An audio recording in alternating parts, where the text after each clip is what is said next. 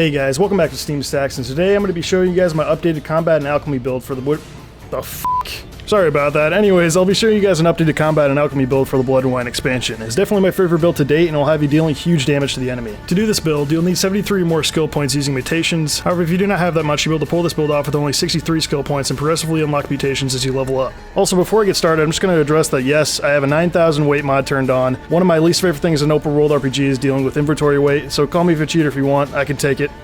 So with that in mind, let's get right into it. So just to preface the alchemy side of this build, in case you didn't already know that each skill point you put into this build will give you an extra 5% potion duration time. So instead of me saying it all the time, I'll just tell you the total percentage potion duration at the end of this tree. The first ability you want to max out is heightened tolerance in the alchemy tree. You'll be able to consume lots more potions, it's pretty straightforward. Next, put 3 points into poison blades to unlock the next row of abilities. The skill will give the oil that you have applied to the blade a 9% chance of poisoning the target in each hit, with the chance increasing with the level of potion you use. Now, if you use oils more than you use potions, you can swap out the points you put in heightened tolerance with poison blades. For me, I use potions way more often than oils, but feel free to customize this how you would like. Next up, put 5 points in the Refreshment, which makes each potion that you drink heal 25% of your health. Pretty much this skill will turn every potion you drink into a health pack, which honestly is a must for me since I'm always finding myself out of swallow in sticky situations. If you know what I mean.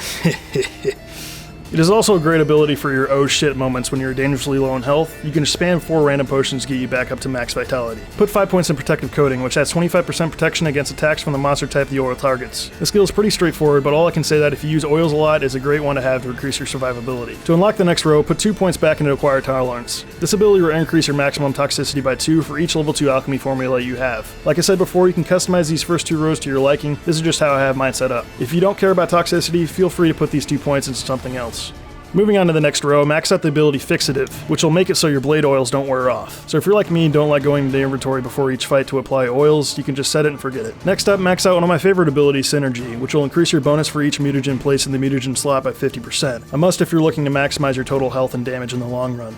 Next up, put 5 points into Hunter's Instinct. This skill will increase your total critical damage by 100% when your adrenaline points are at their maximum. Now this ability works fantastic with the combat portion of this build because you'll be generating lots of adrenaline. If you're in a semi-lengthy fight and don't get hit a lot, you'll double your critical damage, which I'll show you why is extremely important later on in this build. Last up in the alchemy tree, put 5 points into Killing Spree. When toxicity is above 0, each opponent killed increases your critical hit chance by 50% for the duration of that fight. I feel like I've understated how huge this ability is in my last builds, because if you're in a long fight and keep your toxicity up, coupled with Hunter's Instinct, you'll be doing enormous damage towards the end. For example, if you killed 6 enemies and have max adrenaline, not only will you triple your critical hit chance, you'll be doing double critical hit damage. So that's it for the alchemy portion of this build, and all in all you have about 190% extra potion duration, which is a massive convenience if you're a big potion drinker. Now with alchemy out of the way, let's move on to the combat portion of this build. Once again, in preface combat tree, each of these skill points will add a 1% total adrenaline point gain, and I will tell you the final total adrenaline point increase at the end of this tree. First up, put 5 points into Muscle Memory, which will increase your fast attack damage by 25%. I tend to use fast attacks way more than strong attacks, so this ability is perfect for me. However, if you're a big strong attacker, you can put these 5 points into Strength Training instead. Moving on, put 3 points in the ability Resolve, which will lower the amount of adrenaline points you lose upon taking damage by 60%. Remember the ability Hunter Instinct that we just upgraded? This ability goes great with that. The faster you get to max adrenaline, the sooner you'll unlock Hunter Instinct and start doing double critical damage. Next up, throw 5 points into Precise Blows, which will increase the chance of landing a fast attack critical hit by 10% and fast attack critical damage by 75%. Like with Muscle Memory, if you use strong attacks way more than fast attacks, feel free to put these 5 points into Crushing Blows instead. Now you can put the remaining 7 points to unlock the next row and whatever you'd like, but I'm going to put 5 into the ability Undying, which is another one of the oh shit abilities. Pretty much if you have adrenaline when you die, your adrenaline points will be consumed to restore your vitality and keep you alive for a second wind. If you're in the thick of combat and not paying too much attention to your health, this ability will save you many times as it has for me. Now for the remaining 2 points to unlock the next row, I'm opting to max out the ability Resolve, which will decrease your adrenaline point loss by another 40% upon taking hits. I don't feel like it's important to say why the skill is extremely useful again.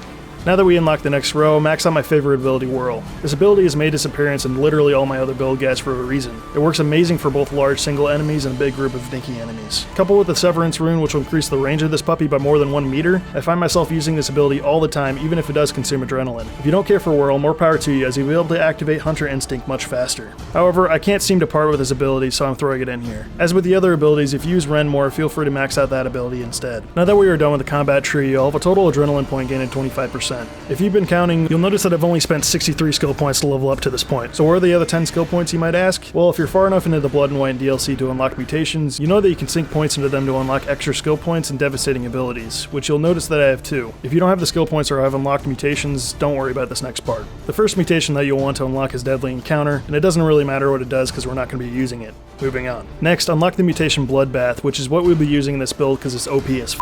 Each fatal blow dealt by a sword dismembers the enemy or activates a finisher. Each blow also increases the attack power by 5% until the combat ends to a maximum of 250% as long as you don't take any damage. Holy shit. Not only will you be cutting off the limbs of every enemy you kill, you will more than triple the damage of weapons as long as you don't get hit. This mutation is absolutely ridiculous. If you have any extra points to spare, unlock the Toxic Blood and Euphoria mutations. This will give you an extra skill slot you can put either a combat or an alchemy skill into. And if you have even more skill points to spare, you can continue to unlock mutations around the tree so you can slot even more abilities. Just make sure you still have the Mutation Bloodbath activated after you do because it's absolutely the best one in my opinion. Now that we have an extra 2 skill slots, you can go ahead and add the Whirl and Undying skills to your build, or whatever you choose to have upgraded instead. Go ahead and slot each group of skills with the appropriate greater mutagen and you're all good to go. As for what weapons and armor go good with this build, I'd recommend the Grandmaster Feline armor, which will get you extra attack power. Not only that, but Blood and Wine adds a set bonus to some select few sets of armor. Wearing 3 pieces of Grandmaster Feline armor will increase your fast attack damage by 10% for 5 seconds for each piece of the set when you hit an enemy with a strong attack, 50% in my case. And wearing 6 pieces of the Feline armor will increase your rear attack damage by 50% and also stun the enemy at a cost of 1 adrenaline point. As you can see, I'm only using 5 pieces of this armor, so I only have the 3-piece set bonus. Why, you might ask? It's because I'm opting to use the greatest silver sword in the game, the Erendite. Some OG Witcher players might remember the sword back from both Witcher 1 and 2 as the best silver sword in the game as well. What does it do? Well, first it outdamages the Grandmaster Feline sword by about 100 damage points, but that's not all. Rather than having stats like all the other swords in the game, the Erendite has a couple badass abilities that make this sword go perfect with this build. First, each blow generates charges which increase the sword's damage by 10%, and a fully charged sword always deals critical damage. Charges are lost over time when receiving damage. Second, killing a foe with a fully charged sword will expend the charge and permanently increase the sword's damage. Guys, if you're great at not getting hit, the sword coupled with Bloodbath coupled with Hunter Instinct is freaking nuts. With Bloodbath and Erendite increasing your damage and critical hit chance when you don't get hit, and Hunter Instinct increasing your critical hit damage at max adrenaline, this combo will take down any enemy with ease.